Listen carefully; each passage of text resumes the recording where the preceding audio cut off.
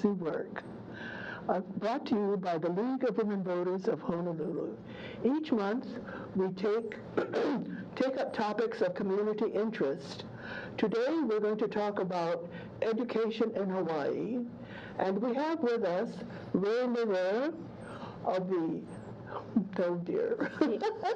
Institute for Education. Education Institute of Hawaii. All right, Education Institute of Hawaii. Thank you very much for being here. And with me also is Cully Lucas. I'm Pearl Johnson of the League of Women Voters. Great to be here.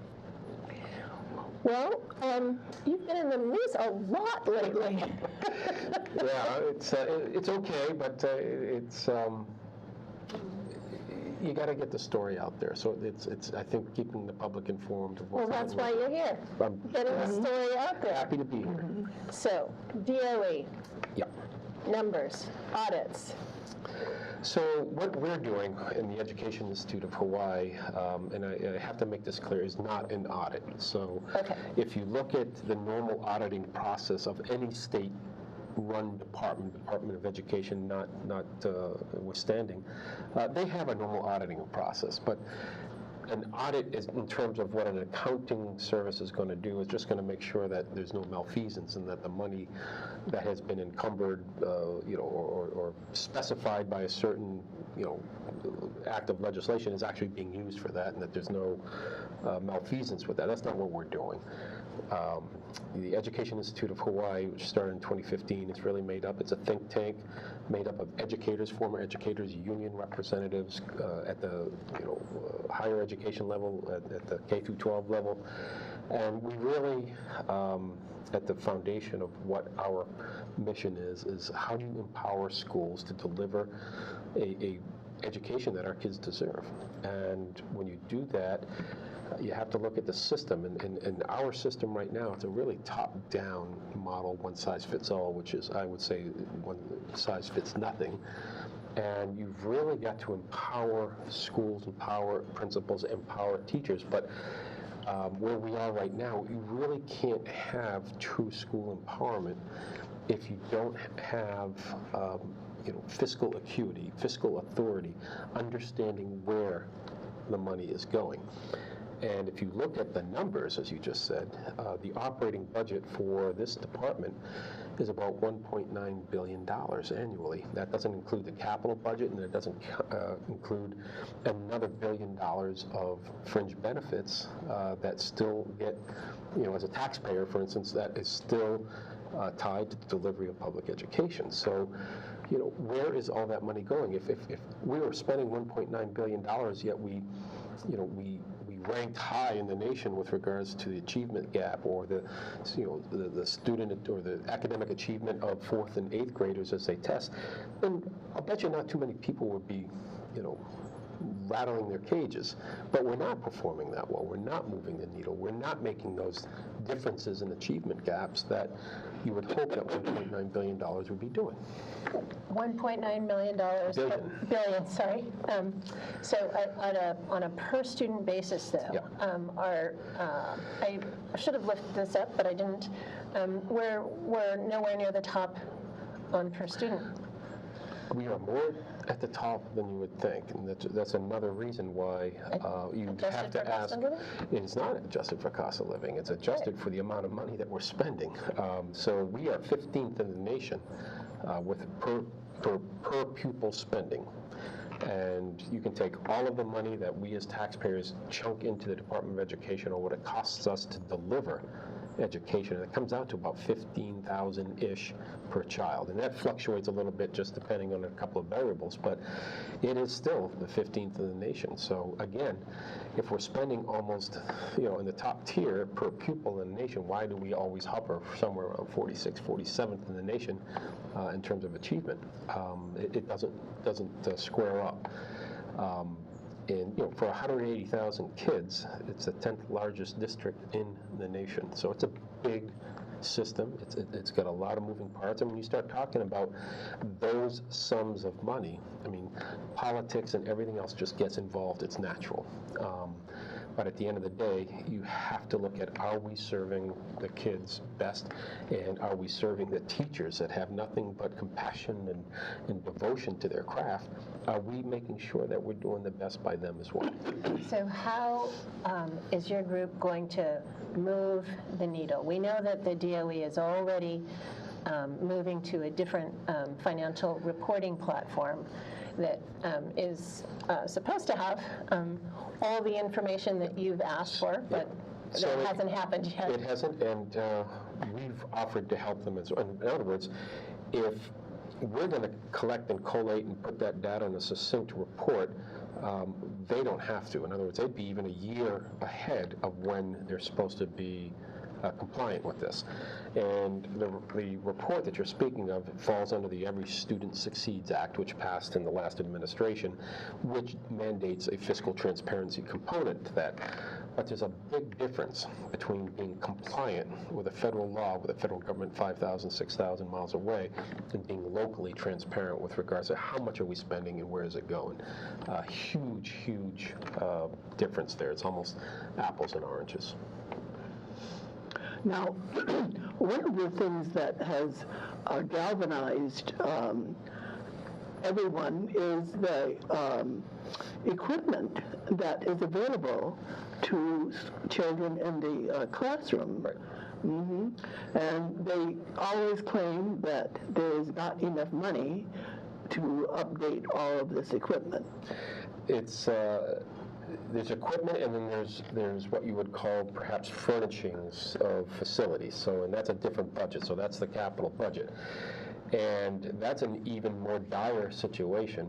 And if you look at the 258 public schools, and there's about another 32 charter schools, but we'll just stick with the 258 public schools in Hawaii, and the capital budget to build, new build, repair, and maintain that inventory is about $500 million every 2 years. So we run on a biennium budget here in the state of Hawaii.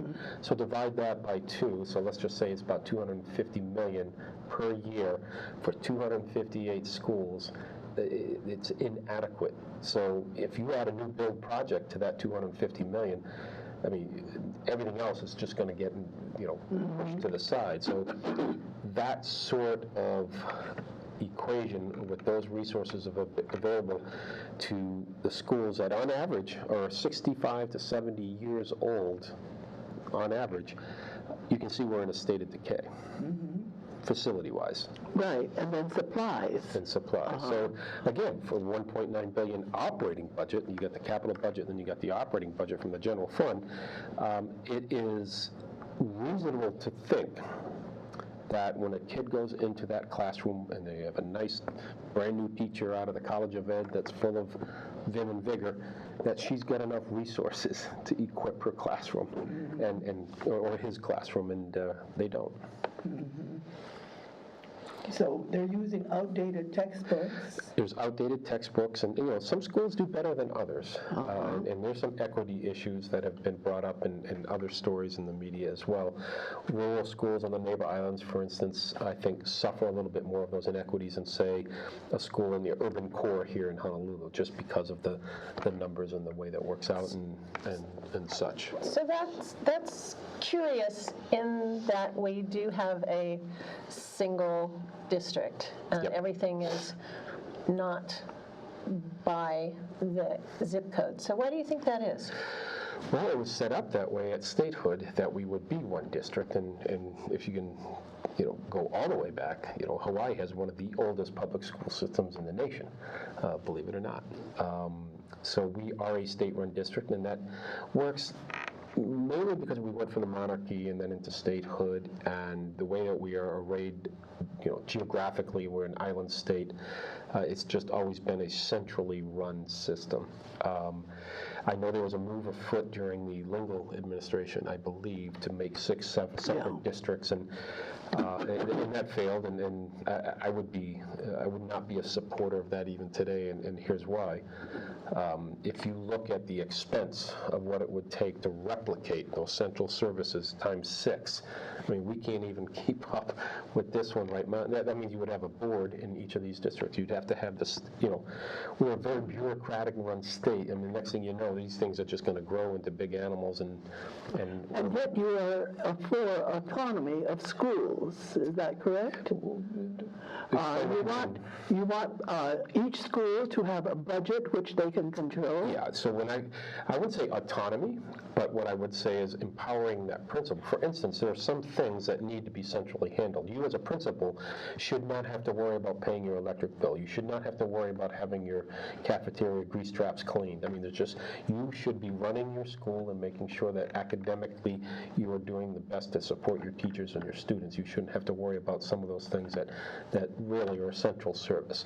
But in terms of stuffing a one-size-fits-all curriculum, teach to the test, the standardized testing issues, that does not give a principal or teacher the freedoms to do what they need, for instance, for their community. So if you look at the kids that perhaps make up the student body of a middle school in Kalihi, those kids, that community, they have different needs and requirements than, say, a middle school in Kaneohe.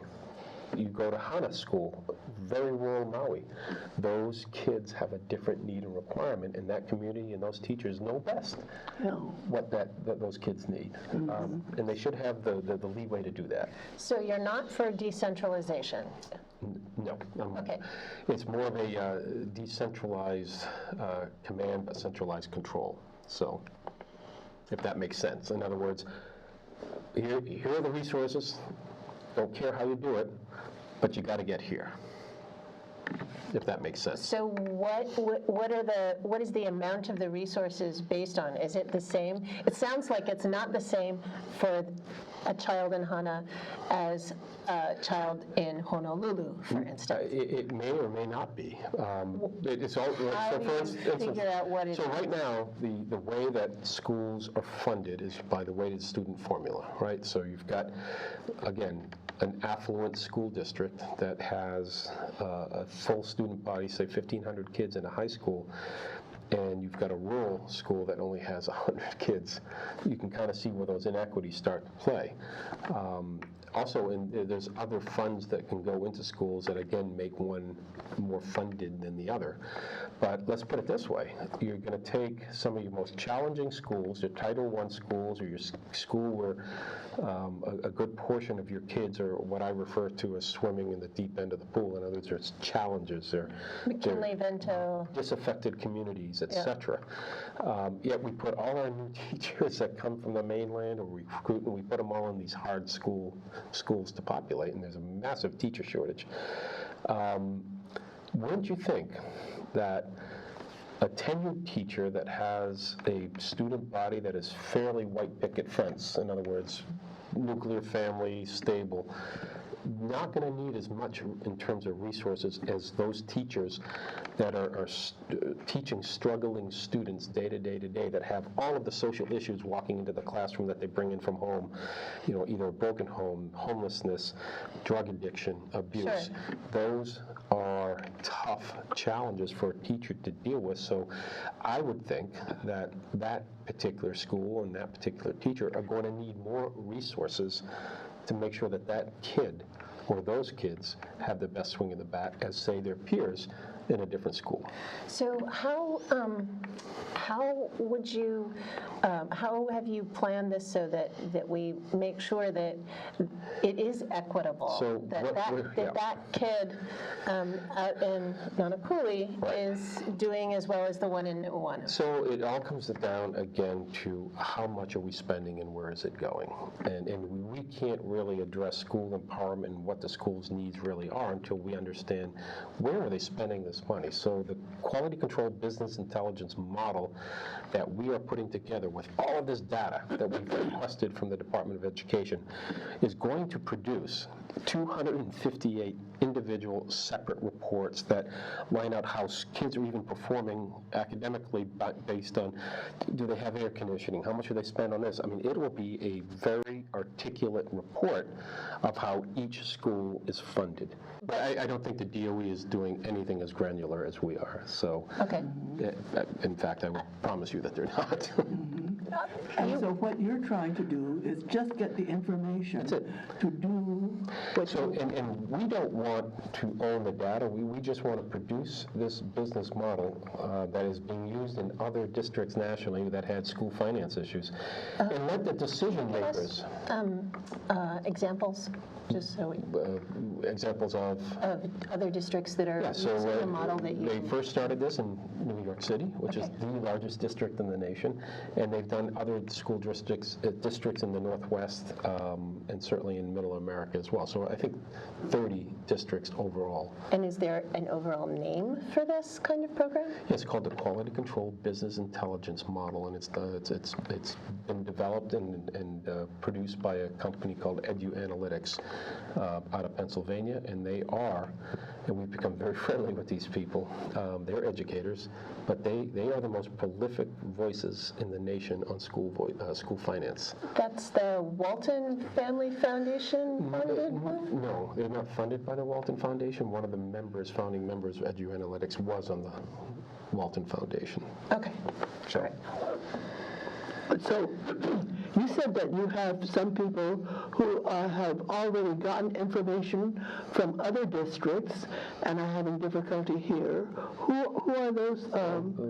You said that they have not encountered the difficulties. So who are they? So they are, again, our consultants from Analytics who have done this all over the country. So when we went to the DOE, because it's a very standard ask for the information, right? Here's public information. This is, where is the, you can ask for anything as long as it's public information. You have a right as a taxpayer or citizen to see it, and you have to sometimes just ask for it politely and you get it. Other times you have to go through the not legal process, but the process of requesting it through a 92F in this state, Office of Information Practices.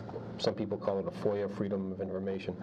And that's the route that we've currently embarked on, but it's been over a year. We filed our requests with the DOE through the Office of Information Practices in March of 2018, and we've only received about 40% of the data that we've requested. So to answer your question, these folks that we're working with side by side out of the mainland who have done this in other districts, when they've asked for that information in those districts through that process, freedom of information, they've had that information within about 2 or 3 weeks. They've never witnessed or had to deal with this inhibitor that is in place here in Hawaii that's now over a year of not being complied with. So That's a long time. it's a very long time. Yeah. So I think that however it happens, hopefully we'll be getting that information through. And let's say, okay, you guys are successful. We've got the data. You've got it all plugged in. And now anyone, is it true that once you've got it in, anyone can kind of go online and have a look and figure out, wow, this is where my child's going to school, and I see how much the teachers are getting paid, and I see how much is being spent per child. Yeah, that's to me, it's empowering as a parent too to understand that, but it's really for decision makers, right? And I spoke to you when we were off camera in the beginning that, presently, you want things to work. And if the Department of Education goes in front of the legislature every session and they're briefing their budget to both the money committees, Ways and Means and House Finance, and also the education committees, and there's an automatic and palpable distrust between the legislation or the legislators and the DOE because they do not trust what the DOE is telling them. And they usually, if Representative Luke or Senator Dela Cruz, are not going to entertain any spending bills from the DOE. And if you can look at this last session, not many made it through. So how do you break down that distrust? And I believe that this report, this model that we're creating, is going to have a lot of, I think, impetus to do that. So how do we move from the, what was it, the business Quality control business intelligence model. Quality control QCBI, business intelligence model. How do we move from that, which sounds like it's based on numbers, to students staying in school, retaining the material, getting higher graduation rates? Yeah. How do we turn the numbers thing into the practical? So let's approach it as from a three-legged stool kind of analogy. All right. So that's just the first. Here's the stool. That leg is the first one we've got to attack, because the real issue that we have to attack is that teacher shortage piece, right?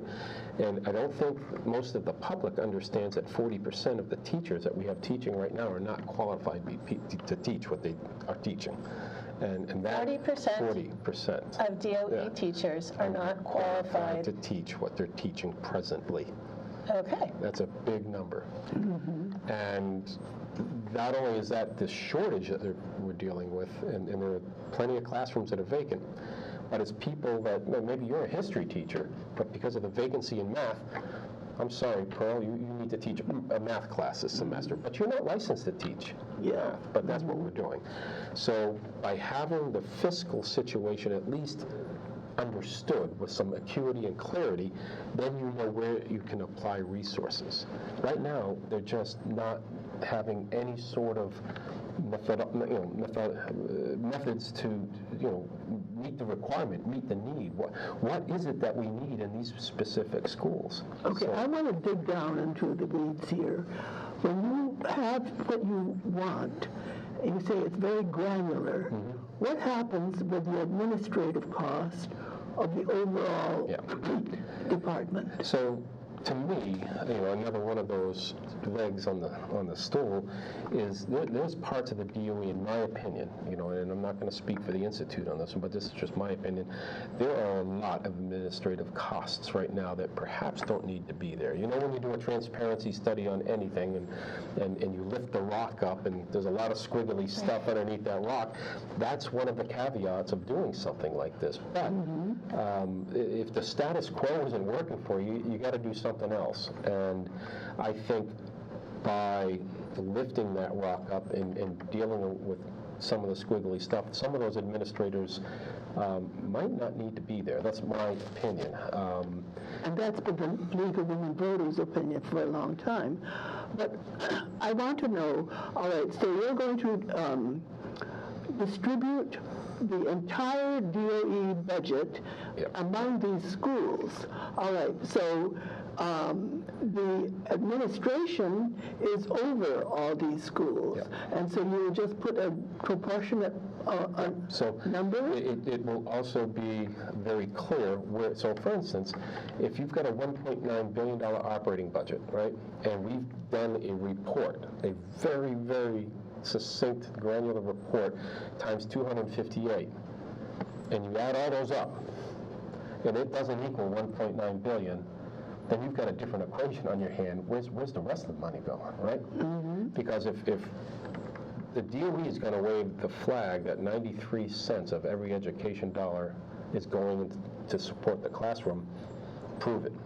And I don't think they can. I see. So it ends up being a decision-making tool as well. And you can go to the DOE's website right now and look at their budget, but you won't be able to make sense of it at all. The numbers are grand, and it's PDF after PDF of just eye-watering data that you're not going to be able to make sense of.